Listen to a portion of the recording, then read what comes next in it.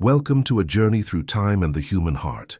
Today I invite you to immerse yourselves in the perfumed mists of the São Paulo coffee plantations, where between 1878 and 1905, a story of love, loss, and redemption unfolds like the seasons themselves. This is the saga of souls who found in the red earth not only sustenance, but the very essence of life, a narrative where the aroma of coffee mingles with tears and where each harvested bean holds secrets of the heart. Does your land also hold love stories among coffee plantations? If this journey touches your heart, don't forget to subscribe to the channel and leave your like. This helps me continue bringing these timeless narratives to you. Anno Domini, 1878, interior of São Paulo province, Imperial Brazil. Santa Isabel Plantation, between the cities of Ribeirão Preto and Araraquara, the heart of the coffee plantation. The March wind carried the last breath of summer through the coffee groves of Santa Isabel, and with it, the sweet fragrance of ripe cherries mingled with the metallic smell that precedes great storms. Tell me in the comments, from which city are you watching? Antonio Ferreira walked among the coffee trees with steps that no longer found the same rhythm as previous days. His hands, calloused from working the land, trembled imperceptibly as they touched the red fruits hanging like crystallized tears from the branches. 3 days had passed since Isabel had departed for that place where not even the sweetest coffees can awaken those who sleep. The room in the main house remained with windows closed, as if the very air could still hold the echo of her voice or the lavender perfume she sprayed in her hair every morning. Upon the jacaranda dresser, the oval mirror reflected only emptiness, the natural bristle brush, the bottle of French cologne, the tortoiseshell pins arranged with the meticulousness she maintained in life. The child cried in the mahogany cradle that Antonio himself had commissioned when they learned of the baby's coming. João, baptized thus in honor of the patron saint of the needy, for what greater need could there be than for a son to grow without maternal warmth? The plantation slaves whispered among themselves that puerperal fever took women like late frost takes coffee blossoms, without warning, without mercy. Señora Joaquina, the mulatto midwife with cotton white hair, rocked the little one with the experience of someone who had already received hundreds of souls into this world, but her tearful eyes betrayed that she had also seen many depart. Signor Antonio, she murmured with a hoarse voice, this child will need much love to compensate for what destiny took from him before he could even know it. The main house, with its mud walls and French tiles, seemed larger and more silent with each passing hour.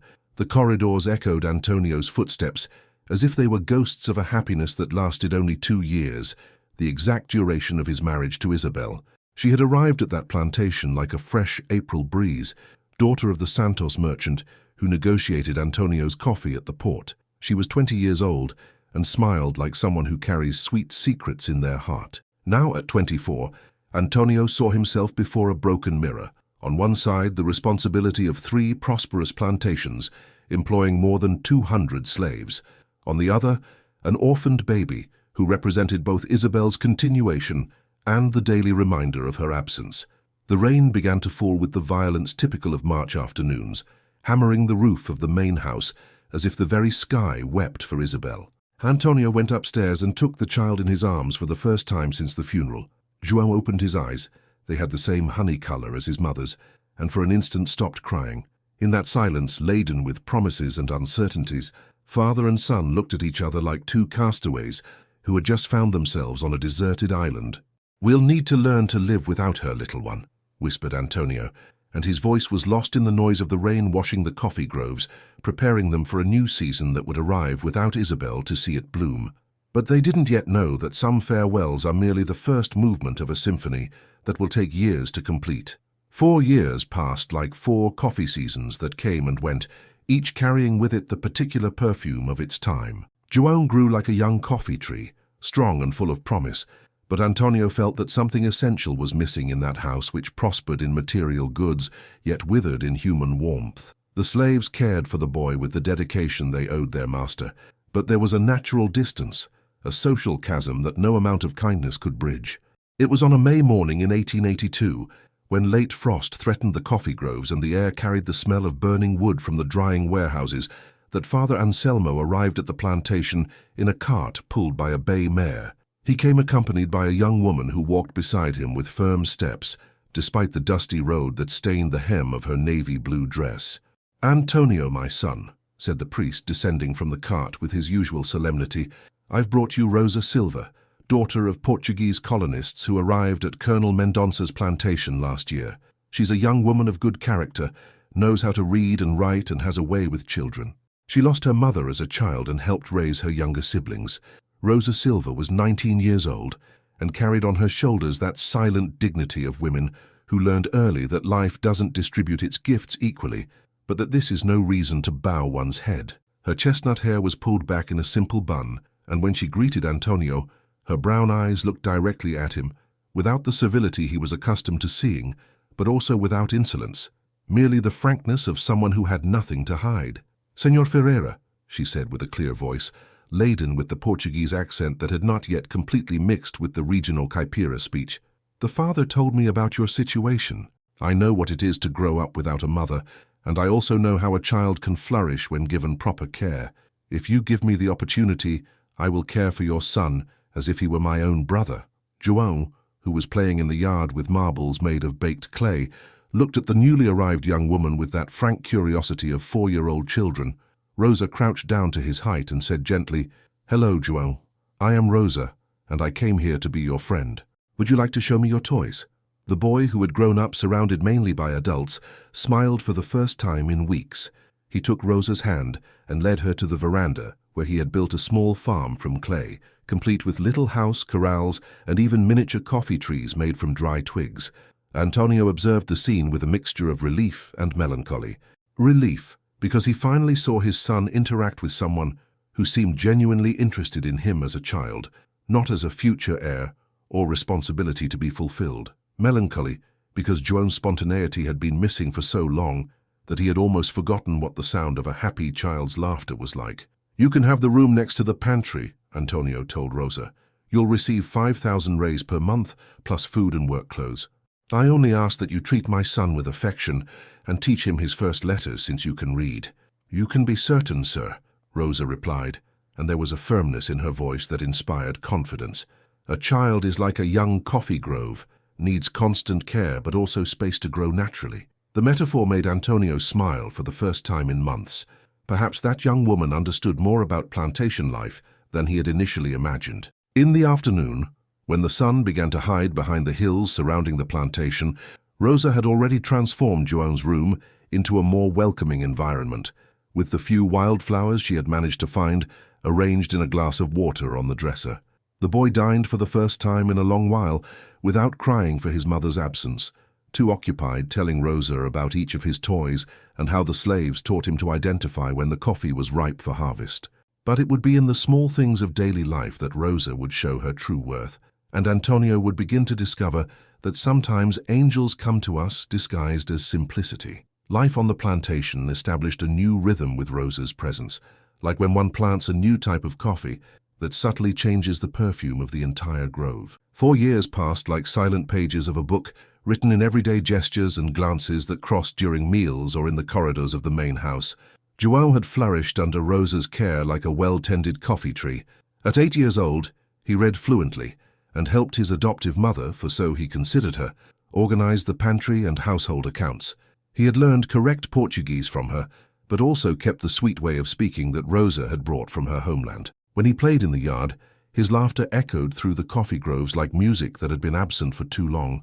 It was early 1886, and the changes announced in the empire were felt even in the veranda conversations at the plantation. The question of abolition left the plantation owners uneasy, and Antonio spent long nights bent over account books, calculating how it would be possible to maintain production if he had to pay wages to all his workers. It was on one of those nights, when the full moon bathed the coffee groves in silver and the perfume of coffee blossoms mixed with the scent of jasmine that Rosa had planted by the house windows, that the proximity between them ceased to be merely a consequence of cohabitation and became something deeper. Rosa entered the office carrying a cup of coffee and a plate with dulce de leche candy she had prepared during the afternoon. Antonio looked up from his papers and noticed how the kerosene lamplight created golden reflections in her hair, which was loose because she thought everyone in the house was already asleep. "Sir needs to rest," she said, placing the tray on the table and trying to decipher the numbers covering the scattered sheets. Are these the plantation accounts, sir? These are the accounts of a world that is ending, Antonio replied, running his hand through his hair in a gesture of weariness. At 32 years old, there was in him a solidity that years of responsibility had sculpted, but also a melancholy that persisted like shadow at midday. Rosa pulled up a chair and sat beside him, something she had never done before. May I help? I know how to add and subtract, and sometimes a fresh perspective can see solutions that escape us. For 2 hours, they worked side by side, and Antonio discovered that Rosa not only knew how to do basic arithmetic, but understood business logic with a clarity that surprised him. She suggested gradually reducing the number of slaves, replacing them with colonists who would receive housing, food, and a small plot of land for their own cultivation, plus wages. The Portuguese I knew at Colonel Mendonça's plantation work as if the land were their own, she explained. And when a man works for his own dream, he produces more than when he works from fear. When they finished, it was past 3 in the morning. Rosa rose to collect the empty cup, and in doing so, her hand brushed Antonio's. Both stopped, as if that unexpected touch had revealed something that had been growing in silence for years. "Rosa," murmured Antonio, and for the first time he didn't call her Miss Silver. She looked at him with those brown eyes that had become as familiar as the coffee grove landscape, but now carried a new depth. "I know," she said simply, "because women always know these things before men do." "I can offer you nothing but uncertainties," he continued. "I don't know what the future of this plantation will be, of this country. I don't know if I'll be able to maintain what my father built." "Nobody knows about the future," Rosa replied, and her voice had the softness of rain on coffee leaves. "But I know there are things that grow even in uncertainty. The coffee we plant today will only bear fruit in 5 years, but we still plant it, because we trust in the land and the seasons." That night, they didn't kiss or make grand declarations. They merely looked at each other with the silent understanding of two souls who recognized in one another the compliment they hadn't known they were seeking. But both knew that something irreversible had happened between them, something sweet and unsettling like the perfume of coffee that spreads at dawn announcing that a new harvest is coming. The winter of 1887 arrived earlier than expected, bringing with it a coldness that penetrated not only bones, but also the hearts of those who lived on the Santa Isabel plantation. João, now 9 years old, had grown robust and cheerful, but began to cough one June morning, and that dry cough was like the first sign that something terrible was approaching. Rosa noticed first. She always noticed things related to João before anyone else. The boy played with less energy, took longer to finish his meals, and when he ran after the chickens in the yard, he would stop breathless after a few minutes. "It's just a winter cold," Antonio would say, but his eyes carried the worry of someone who had already lost too much in life to trust in destiny's benevolence. When João began to spit blood, on a grey July afternoon when not even the birds sang, Rosa and Antonio looked at each other with the silent terror of those who had just recognized the name of the threat knocking at their door: tuberculosis. The word circulated in whispers through the region's plantations, taking children of prosperous families and slave children without distinction, like a scythe that cuts without regard for the quality of the crop. Dr. Henrique, summoned from Ribeirão Preto by urgent telegram, arrived in a cart pulled by sweating horses, carrying his black leather bag and the grave look of someone who had seen that disease more times than he cared to remember. He examined João with the gentle hands that the medicine of the era allowed, listened to his lungs with a wooden stethoscope, and when he finished, called Antonio and Rosa to talk in the parlor. "It's what we feared," said the doctor, removing his glasses and cleaning them nervously. "Tuberculosis has already set in. What I can do is prescribe syrups to relieve the cough and bloodletting to try to purify the blood, but—" He didn't finish the sentence because there were certain truths that even doctors preferred to leave hanging in the air. Then began 3 months that would be engraved in Rosa and Antonio's memory as a time outside of time, where each day was lived with the intensity of those who know it might be the last. Rosa didn't leave João's side, slept in a chair beside his bed, read him stories until her voice became hoarse, and sang the Portuguese songs she had learned from her mother in childhood. Antonio discovered a tenderness he didn't know he possessed. He carried his son in his arms through the coffee groves when João had strength to leave his bed, showing him how the fruits ripened and telling him stories of when he himself was a child and played among the coffee trees with the slaves' children. "Someday you'll take care of all this," he would say, but he no longer entirely believed his own words. João faced the disease with the inexplicable courage of children, as if he didn't fully understand the gravity of what was happening to him, or as if he understood, but had decided not to let himself be defeated by fear. He continued asking about the numbers Rosa taught him, showed interest in the planting plans Antonio studied, and when the cough gave him respite, he smiled with the same sweetness as always. On a September dawn, when the air was laden with the perfume of the first coffee blossoms and the waning moon hid behind clouds, João awoke with a coughing fit more violent than the previous ones. Rosa and Antonio took turns holding him, trying to calm him, but they knew something was different that night. When the cough finally ceased, João looked at the two of them with that strange clarity that sometimes accompanies final moments. "Rosa," he said in a weak but firm voice, "will you take care of Papa when I leave?" Antonio felt tears burn his eyes, but it was Rosa who responded, with the serenity of someone who had learned to face life's losses. "I will take care of him, my boy, and you'll take care of us from wherever you are, won't you?" João smiled and closed his eyes. He died at dawn in the arms of the two adults he had loved most in life, while outside the slaves began the harvest of another coffee crop. But neither Antonio nor Rosa knew that shared pain would plant seeds of an even deeper union, and that from land watered by tears would grow fruits they couldn't yet imagine. Grief for João fell upon the Santa Isabel plantation, like late frost that kills the most delicate flowers without warning. Antonio shut himself in the office for 2 months, emerging only for silent meals, where he chewed flavorless food and responded with monosyllables to Rosa's attempts at conversation. The account books remained closed on the table, accumulating dust as if numbers had lost all importance in the face of irreversible absence. Rosa cried silently while washing clothes at the yard basin or while preparing meals that nobody ate with appetite. She had lost not only the boy she had raised as a son, but also the man she had learned to love, for Antonio had become a taciturn stranger who inhabited the same house but lived in a distant world where she couldn't reach him. The entire country was in turmoil with the signing of the Golden Law in May of that same year, 1888, but on Antonio's plantation, the abolition of slavery passed almost unnoticed amid private mourning. The slaves, now freed, remained working for meager wages because they had nowhere to go, but production dropped drastically. Many coffee growers in the region met to discuss solutions, but Antonio didn't attend any meetings, as if he had lost interest not only in the plantation, but in life itself. It was on an October afternoon, when heat announced summer's arrival and the perfume of coffee blossoms mixed with the smell of rain coming from afar, that Antonio finally spoke to Rosa about what he had decided during his 2 months of seclusion. "There's no longer a place for you here," he said without raising his eyes from papers he pretended to read. His voice had the dryness of autumn leaves, lifeless, emotionless. "João is gone, and with him the only reason to keep you in this house." Rosa felt the world spin around her.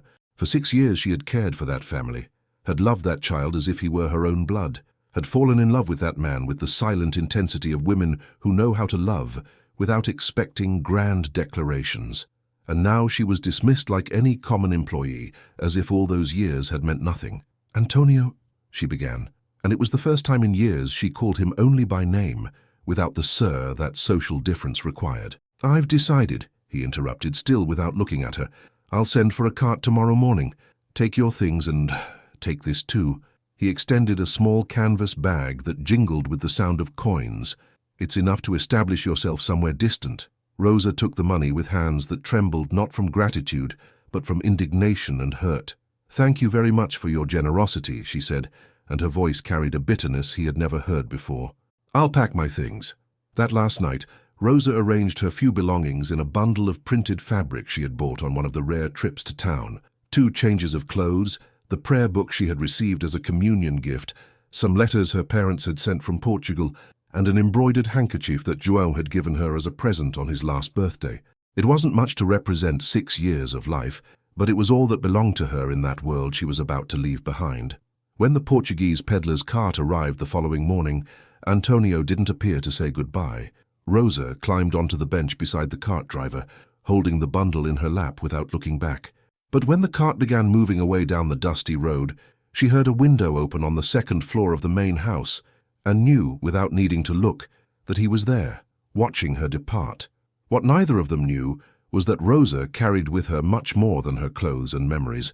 Within her womb, still imperceptible, grew the seed of a new life that would forever change all their destinies. But this was still a secret that not even she suspected, a mystery guarded in the depths of her body, like a promise that not all farewells are final, and that sometimes love finds unexpected ways to survive its own apparent death. The Portuguese peddler's cart swayed along dusty roads that cut through coffee plantations like open scars in the red earth. Rosa held the bundle with one hand and braced herself with the other against the wooden side to avoid falling with each jolt of the path. Manuel Fernandez, the cart driver, was a man of few words but good heart, and when Rosa told him she needed to find work in some city in the region, he suggested Ribeirão Preto, which was growing rapidly with the railroad's arrival and always needed women to work in the homes of enriched merchants. "There are many good people there," said Manuel with his accent heavy from Porto, "and you seem like a person of good character. You won't have difficulty managing." Rosa thanked his kindness, but inside felt an unease that went beyond the natural uncertainty of someone who doesn't know where they'll sleep the next night. There was something different in her body, a strange sensitivity that made her nauseous from the smell of jerked beef that Manuel carried in the cart, and a drowsiness that came in waves during the day, even having slept well the previous night. It was only 3 weeks later, when she was already established in a small house at the back of Dona Margarita's residence, the widow of a coffee merchant who had hired her to care for domestic chores, that the truth finally revealed itself. Rosa was washing clothes in the yard when a wave of nausea struck her with such force that she needed to lean on the basin to avoid fainting. Donna Benedetta, the Italian midwife who lived in the house next door, appeared at that moment as if guided by maternal intuition. "Child," said the Italian with her heavy accent but experienced gaze, "how long has it been since your woman's visit came?" Rosa stopped scrubbing clothes and began counting on her fingers. October, September, August.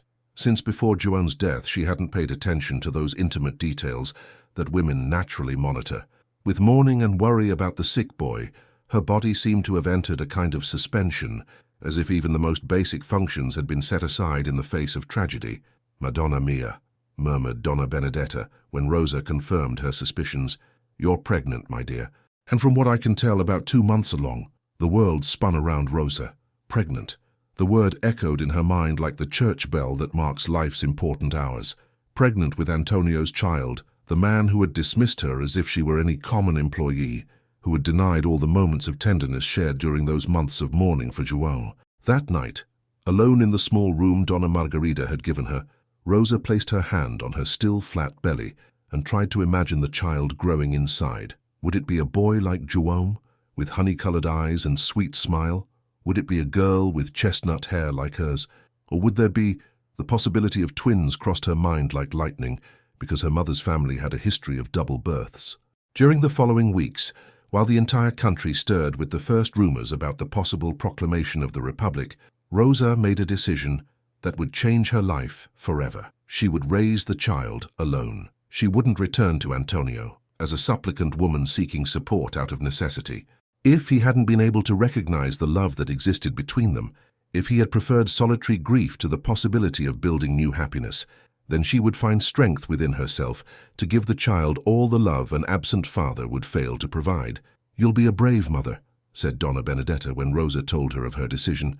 "But remember, cara mia, a child always has the right to know where they came from. Perhaps not now, perhaps not in the coming years, but someday that truth will want to come to light like water that finds its way through stones." Rosa nodded, but for now she was focused only on surviving the next months and preparing a safe place to receive the child she carried. She didn't yet know that within her womb grew not one, but 2 lives, and that this secret would multiply both her joys and her responsibilities. Meanwhile, the Republic was proclaimed on a rainy November morning, and Rosa felt that it wasn't only the country that was undergoing profound transformation. Her own life was taking a completely new direction, carrying within herself the promise of a future she would have to build with her own hands. The spring of 1889 arrived laden with transformations. Brazil awakened Republican on a November morning, while Rosa felt her first contractions on a December afternoon that promised storms. Her belly had grown more than expected, confirming Donna Benedetta's suspicions about the possibility of twins, and now came the moment of truth. Rosa had moved to a simple little house on the outskirts of Ribeirão Preto, rented with money she had managed to save working for Donna Margarida and sewing dresses for the city ladies during the nights.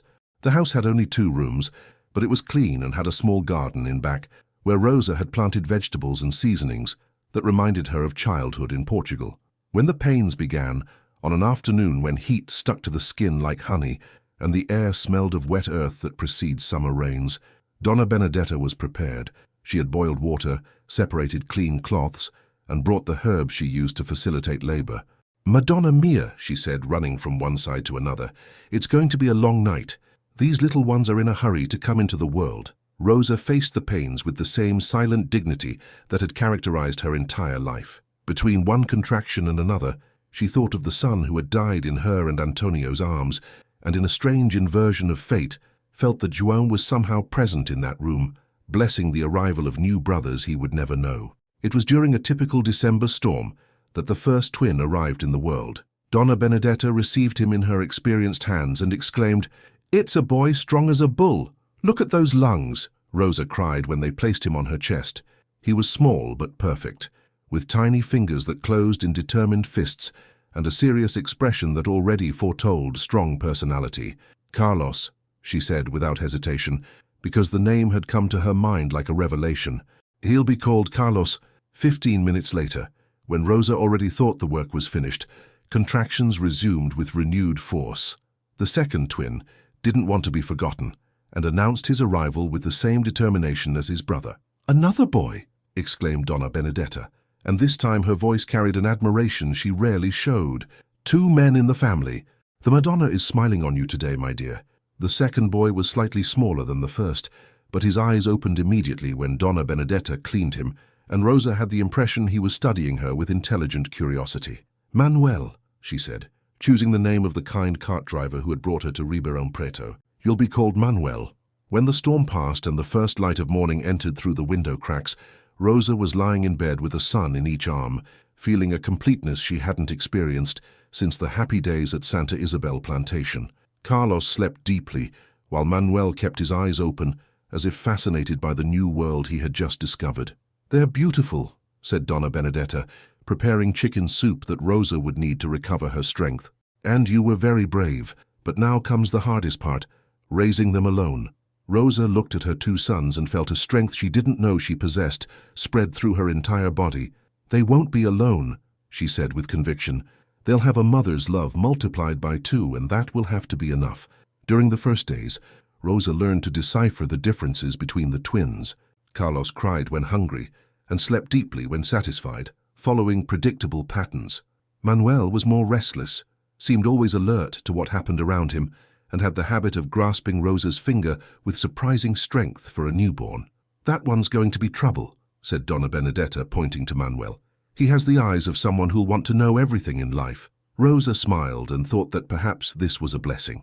In a world that was changing so rapidly, with the newly proclaimed republic and all the transformations that would bring, having curious and determined children might be exactly what they would need to survive and prosper. But neither Rosa nor Donna Benedetta could imagine that, a few kilometers away, the children's father was sinking ever deeper into destructive melancholy, and that it would take nearly a decade for their paths to cross again. While Rosa learned to multiply her love for 2 small children, Antonio Ferreira discovered that solitude can be a more lethal poison than any disease.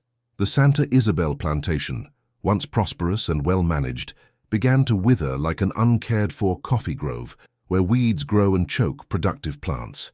The abolition of slavery had left Antonio without the labor force he knew, and his refusal to adapt to new times caused production to plummet drastically. The former slaves who remained on the plantation received irregular wages and worked without enthusiasm, for they perceived that their master had lost interest in prosperity. Many departed in search of opportunities on other plantations or in cities growing with the railroad's arrival. Antonio had sold 2 of the 3 plantations in 1890 for prices far below what they would be worth in normal times, but he needed money to pay accumulated debts and cover expenses of a property that produced little.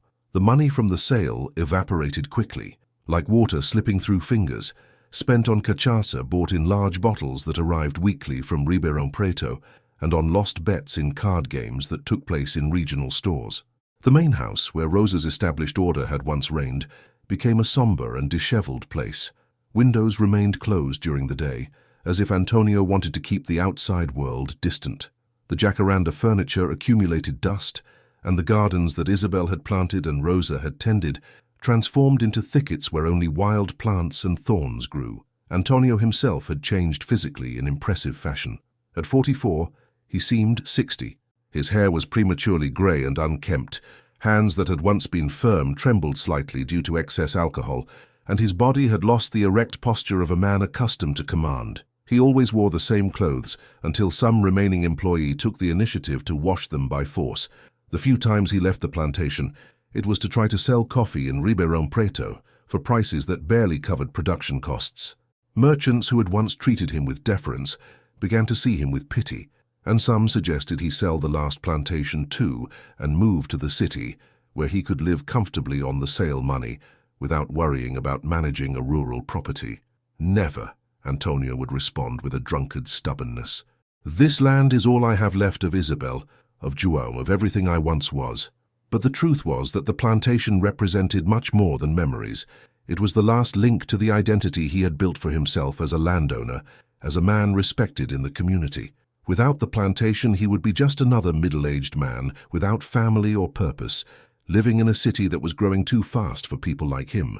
During sleepless nights, and there were many because the alcohol he drank to forget ended up preventing restorative sleep, Antonio would sometimes go up to the room that had been João's and sit in the armchair where Rosa used to read stories to the boy. In those moments of painful lucidity, he admitted to himself that he had made the greatest mistake of his life by sending Rosa away. She had been the only adult person who truly cared about him after Isabel's death, the only one who had transformed that house into a home again. But pride and pain had spoken louder than reason, and now it was too late to undo the damage. Or at least that's what Antonio thought, as he drank another sip of cachaça and watched through the window the coffee groves that languished under his neglect, not knowing that in Ribeirão Preto, 2 children were growing up, carrying in their faces features that anyone with eyes could recognize as his. The Ribeirão Preto railway station seethed with activity that March morning of 1898. Merchants shouted offering coffee, drovers loaded their mules with diverse merchandise, and entire families of Italian immigrants descended from cars carrying trunks and dreams of a better life in coffee country. The locomotive's steam mixed with the smell of wet earth from rain that had fallen during dawn, creating a dense and exciting atmosphere, typical of places where many lives cross. Antonio was there from necessity, not pleasure. He had loaded the last sacks of dubious quality coffee he had managed to produce at Santa Isabel plantation into his cart, and was trying to find some merchant willing to buy them at a price that would at least cover his most urgent debts. At 44, he had the appearance of a man defeated by life, with curved shoulders and a gaze that avoided directly meeting the eyes of people he negotiated with. It was then that he saw Rosa descending from the 10 o'clock train, accompanied by 2 boys who seemed about 9 years old. She wore a simple but clean dress of dark blue fabric with small white flowers, and carried a small leather suitcase that seemed to contain all her belongings. The boys walked one on each side of her, holding her hands with the natural confidence of children who know they are protected. Antonio's heart stopped for several seconds. Rosa was more beautiful than in his sweetest memories, with a serene maturity that years of responsibility had sculpted on her face. But it was when he looked at the boys that his world completely collapsed. They were identical to each other and frighteningly similar to João at the same age. The same chestnut hair with golden highlights, the same honey-colored eyes, the same intelligent and curious expression. Rosa saw him at the same moment and stopped abruptly in the middle of the platform. For a few seconds they looked at each other through the crowd like 2 people who had just recognized a ghost from the past. The boys sensed the tension in their mother's hand and looked in the direction she was looking, finding an unknown man who observed them with an expression of absolute amazement. "Carlos Manuel," said Rosa with a voice she forced to remain calm. "Stay here beside me." Antonio approached slowly, like someone moving within a dream. When he was a few meters away, he managed to perceive details that confirmed his initial suspicion. The boys not only resembled João but also carried his own features, the chin line, the shape of hands, the way of slightly tilting the head when something awakened their curiosity. "Rosa," he said, and his voice came out hoarse, loaded with 10 years of regret concentrated in a single word. "Señor Ferreira," she replied, maintaining formality like a protective shield. How have you been? The question was courteous, but icy, as if directed to any stranger. Antonio perceived he had lost the right to be called by his given name, that he had wasted the intimacy that had once existed between them. Are these your children? He asked, even knowing the answer was obvious. They are, Rosa replied, and her voice carried a fierce pride that defied any questioning. Carlos and Manuel, they're good boys, hard-working and intelligent. Antonio crouched to be at the twins' height, and they observed him with the frank curiosity of children, without fear but also without familiarity. Hello, boys, he said, trying to control the emotion that threatened to overflow. What are your names? I'm Carlos, said one of them with a clear voice, and this is my brother Manuel. Who are you, sir? The question struck Antonio like a dagger. These were his children, they carried his blood and appearance, but to them he was merely a stranger at a train station. I was a friend of your mother's, he said, struggling to find adequate words for an impossible situation. Rosa watched the scene with her heart torn between compassion for the man she had loved and fury over the lost decade. She knew the moment Donna Benedetta had predicted years earlier had arrived. Truth wanted to come to light, like water finding its way through stones. We need to talk, she said finally. But not here, not like this. Antonio nodded, understanding that this chance reunion was merely the first movement of a reconciliation that would be much more complex than any of them could imagine. The station boarding house had simple but clean rooms, with windows facing the railway tracks and dark wooden furniture that silently witnessed the stories of travelers who passed through. Rosa rented a room for herself and the boys, while Antonio took another in the same corridor. During the rest of that tension-laden afternoon, they carefully avoided each other, like two wounded animals who need to evaluate one another before deciding whether to fight or make peace. The twins, unconscious of the drama unfolding around them, explored the boarding house with the natural joy of children discovering a new environment. Carlos immediately became interested in the small workshop at the back of the building, where an Italian mechanic repaired smaller locomotives, and was fascinated by the tools and gears. Manuel, in turn, was attracted to the boarding house garden, where plants he didn't know grew alongside small fruit trees tended by the owner's wife. It was only at nightfall, when the boys finally fell asleep in the narrow bed they shared, that Rosa gently knocked on Antonio's door. He opened it immediately, as if he had been waiting for that moment since they had recognized each other on the platform. We need to talk, she said, entering the room and sitting in the only available chair. Antonio remained standing, leaning against the wall, maintaining respectful distance. They're my children, he said without preamble.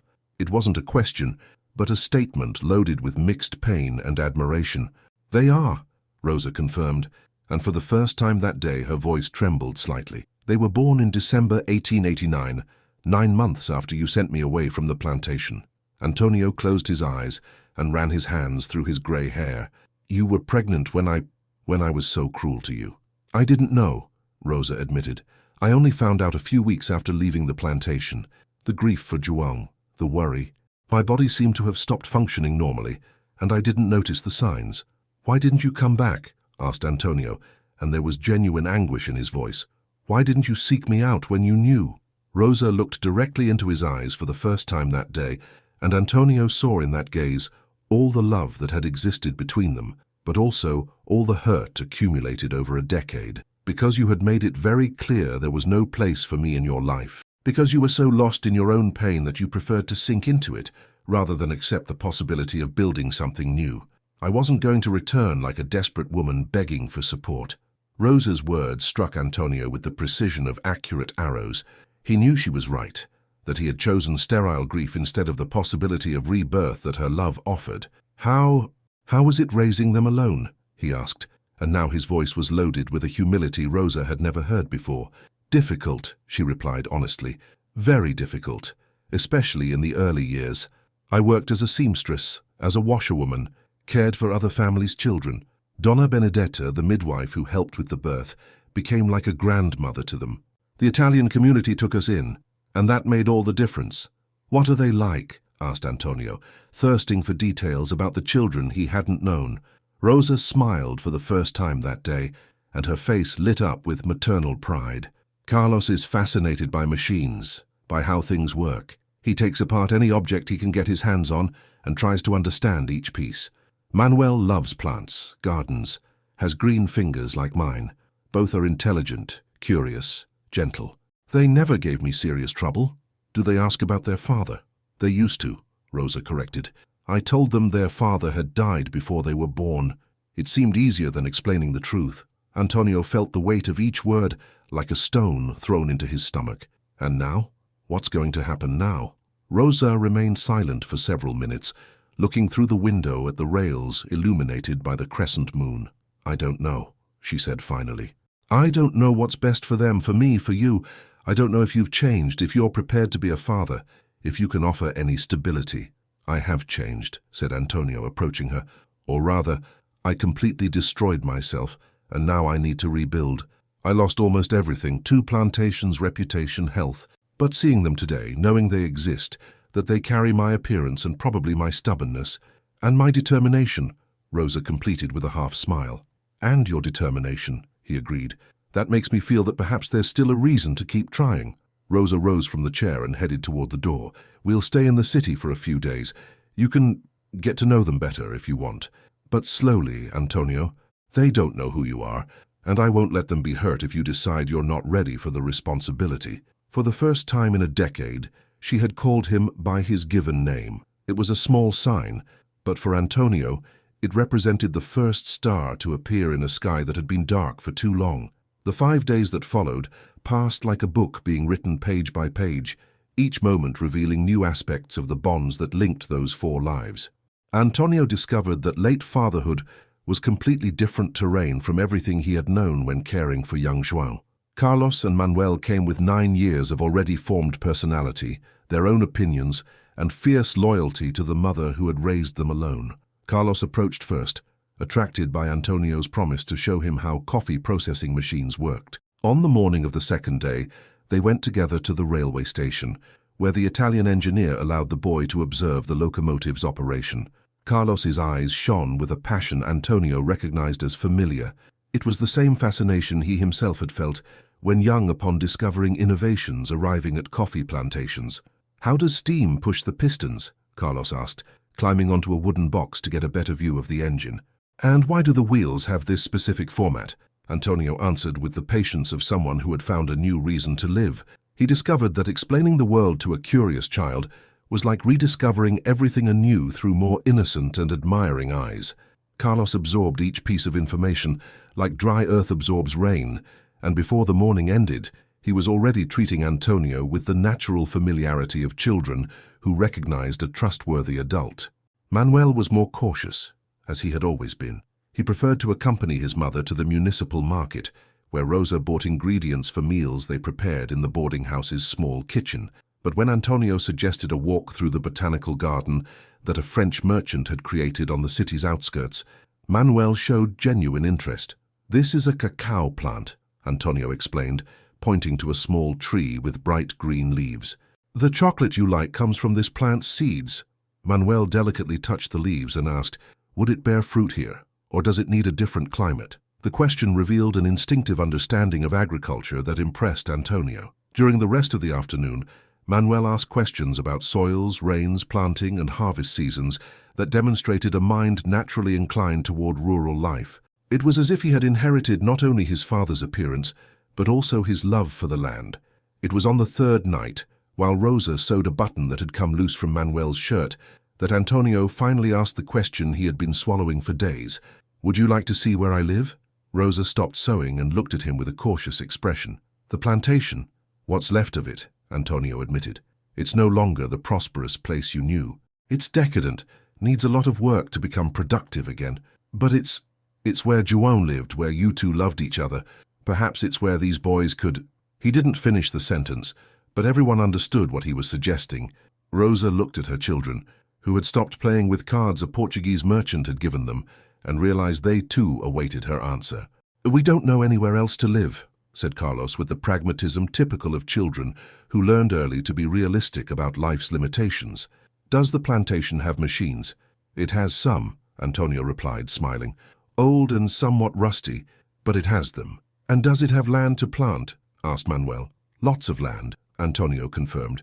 More land than a boy could explore in an entire childhood. Rosa continued sewing in silence for several minutes, considering all implications of the proposal. Finally, without raising her eyes from the sewing, she said, "We can visit.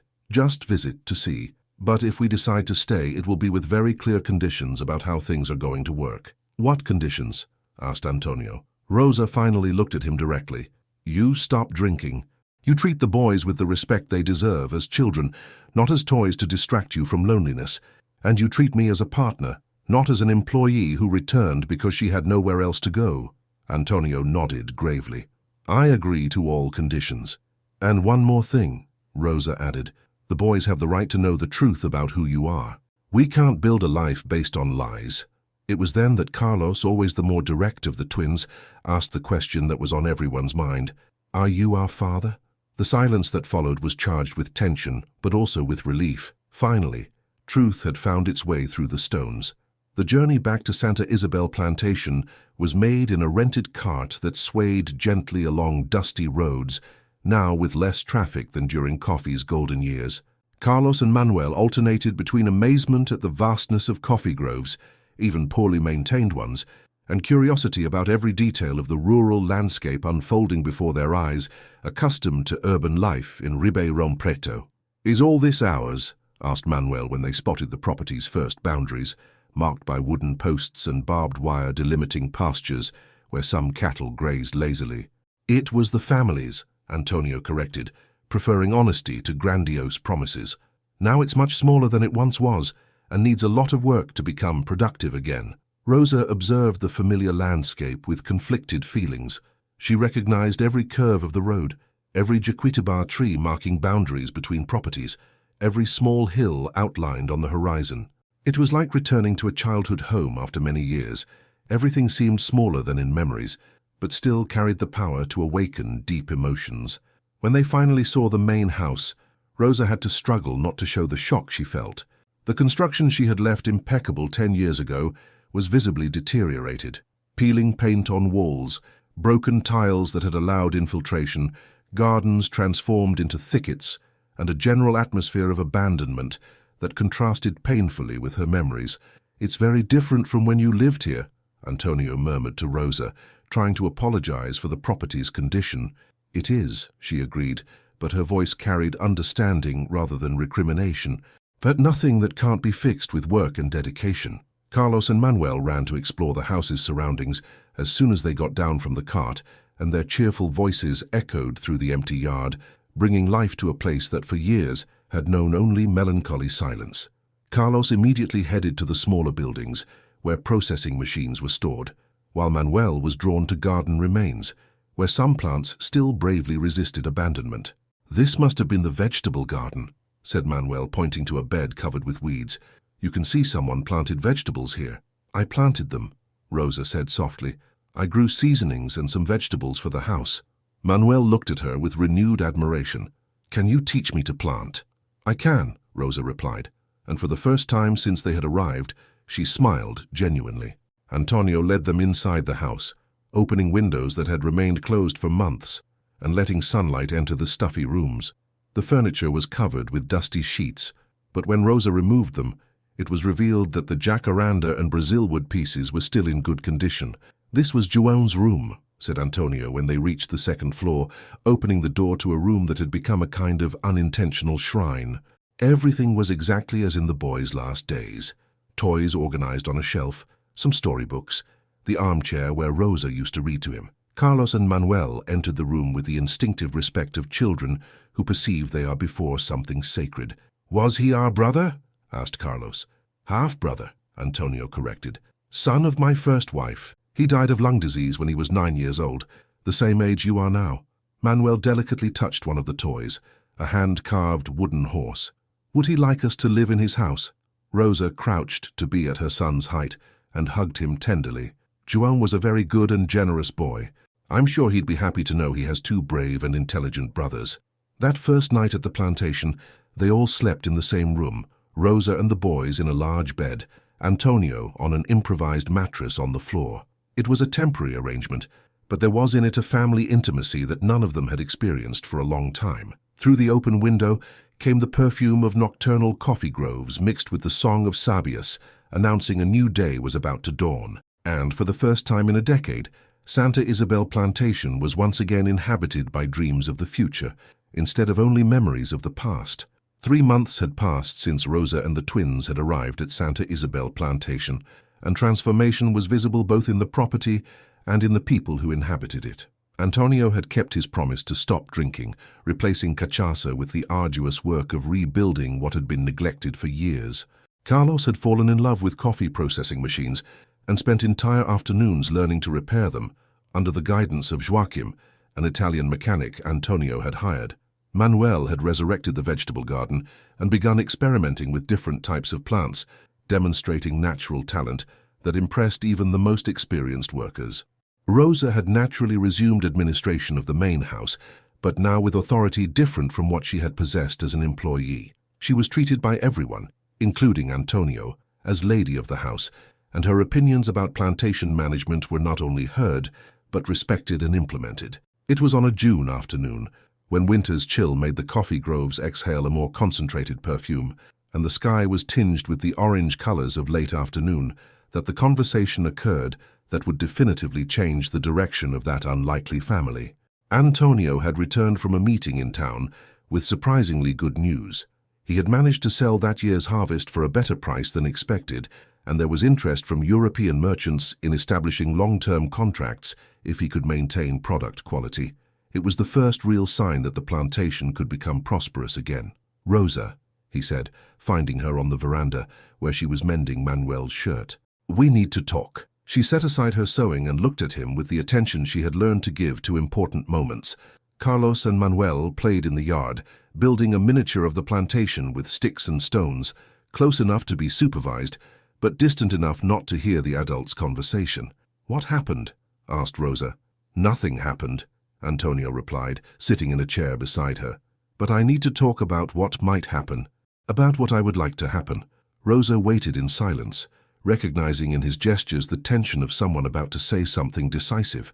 "These 3 months have been the best of my life since João's death," Antonio began, looking at his children playing in the yard. "Not only because I discovered I have 2 wonderful children, but because I rediscovered who I was before letting pain destroy me." "You changed," Rosa agreed. "We all changed. I want you to stay," he said directly. "Not just for a few more weeks or months. Forever.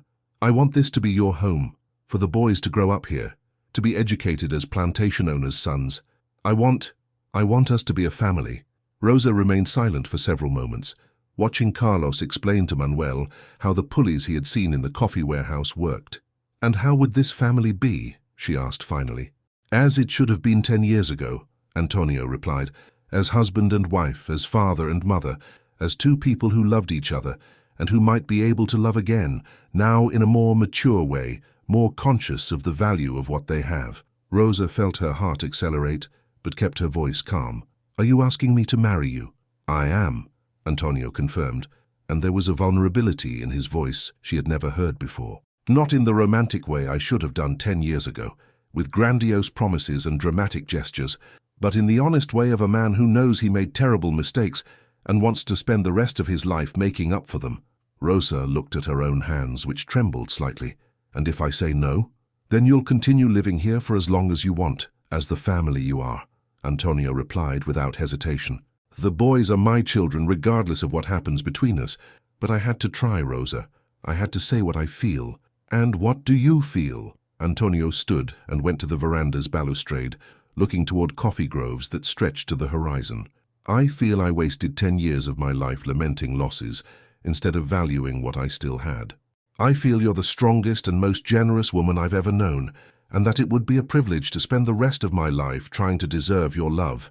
I feel our children deserve to grow up in a complete family, with parents who respect and care for each other." Rosa approached him and stood by his side, observing the same landscape. "I also wasted time," she said softly. "Time refusing to admit I never stopped loving you, even when I had every reason to hate you." They looked at each other then, like 2 people who had finally found courage to speak truths they had kept for years in the depths of their hearts. "Yes," Rosa said simply, and in that single word was contained the promise of a new life built upon the ashes of the old, stronger because it had been tested by time and adversity. The morning of May 15th, 1901, dawned clear and perfumed, with that particular freshness of autumn days in the São Paulo interior, when air humidity mixes with the sweet aroma of the season's last coffee blossoms. The main church of Ribeirão Preto was decorated with wildflowers that Manuel had gathered in fields around the plantation, and polished wooden benches accommodated a congregation representing all aspects of regional rural life: prosperous plantation owners, Italian colonists, Portuguese merchants and former slaves who now worked as free men on coffee properties. Rosa walked down the church's central aisle, wearing a cream linen dress she herself had sewn during long winter nights, with delicate embroidery made by women of the Italian community who had adopted her as a daughter. Her face radiated a serenity that came not only from the present moment's happiness, but from the consciousness of having reached that day through a path of losses and reconstructions that had tempered her joy with wisdom. Antonio awaited her before the altar, wearing the dark suit that had belonged to his father, and that Rosa had helped adjust to fit perfectly. At 47, he had recovered the erect posture and firm gaze of prosperity years, but now also carried the humility of men who learned the value of second chances through suffering. Carlos and Manuel, now 12 years old, stood beside their stepfather wearing small suits, made by the same seamstress who had created their mother's dress. They had grown like young, vigorous coffee trees, Carlos developing the athletic bearing of Ferreira family men, Manuel maintaining a slighter structure, but demonstrating silent strength that came from his deep connection to the land. "Antonio Ferreira," said Father Anselmo with the solemn voice he reserved for parish life's most important moments, "do you accept Rosa Silva as your legitimate wife? Promise to love and respect her in joy and sorrow, in sickness and health, all the days of your life?" "I do," Antonio replied, and his voice carried the firmness of someone who had carefully measured the weight of each word. "Rosa Silva," the priest continued, "do you accept Antonio Ferreira as your legitimate husband, promise to love and respect him in joy and sorrow, in sickness and health, all the days of your life?" "I do," said Rosa, looking directly into Antonio's eyes, with that frankness that had characterized all important moments of their relationship. When the rings were exchanged, simple gold bands that Antonio had commissioned using gold extracted from a small mine on the property, there was, in the church, a silence charged with emotion. All present knew this was not merely a common wedding, but the culmination of a love story that had resisted separation, loss, years of loneliness, and pride that had nearly destroyed everything. After the ceremony, the celebration took place in the Santa Isabel plantation yard, now completely restored and flourishing. Long wooden tables were installed under centennial trees, loaded with foods representing all cultures that had mixed in that region: Brazilian feijoada, Italian risottos, Portuguese pastries, and dulce de leche prepared according to recipes passed down through generations among country women. Carlos had organized a demonstration of processing machines for guests, enthusiastically explaining how each piece of equipment worked and what improvements he planned to implement when older. Manuel presented the expanded vegetable garden and experiments he was conducting with fruit tree saplings, brought from different regions of the country, revealing dreams of diversifying plantation production. When the sun began to set, tinting the coffee groves with golden tones that made each plant seem blessed by divine light, Antonio and Rosa walked together through the rows where everything had begun 23 years earlier, when he was a young widower lost in his own pain, and she a brave young woman who had come to care for an orphaned child. "Do you regret anything?" asked Antonio, stopping beside the plantation's oldest coffee tree, planted by his grandfather when the region was still nearly wild. "I regret the years we lost," Rosa replied honestly, "but I don't regret the path we traveled to get here. If we had married 10 years ago, perhaps we wouldn't have learned the value of what we have now." Antonio took her hand and observed the rings that gleamed softly in the evening light. "Will the boys be happy here?" "They're already happy," said Rosa, looking at Carlos and Manuel playing in the yard with workers' children, their laughter echoing through coffee groves like music, announcing that Santa Isabel Plantation had returned to being a place where life flourished in all its fullness. That night, when all guests had departed and the family gathered for the first time in the main house as legitimate husband, wife, and children, there was in the air a special perfume that mixed coffee blossom aroma with the smell of earth, moistened by evening rain, and an indefinable fragrance that exists only in places where true love has put down deep roots. And so from grains of pain planted in soil of tears, had grown a tree of happiness that would bear sweet fruit for many future generations.